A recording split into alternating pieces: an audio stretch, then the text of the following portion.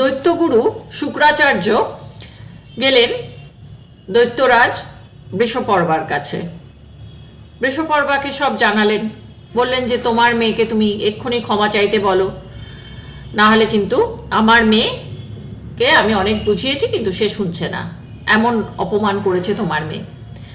এবার যে বৃষপর্বা প্রচণ্ডভাবে আকুতি মিনতি করলো, তখন কিন্তু বৃষপর্বা প্রচণ্ড মানে প্রবলেমেও ছিল, কারণ ততদিনে দেবতারা এই যে শুক্রাচার্যের কাছ থেকে যে মৃত সঞ্জীবনী মন্ত্রটা শিখে গিয়েছিল, তাতে কিন্তু তারা হেরে গেলেই সেই মৃত সঞ্জীবনী মন্ত্রের দ্বারা দেবতারা আবার জীবিত হয়ে যাচ্ছিল।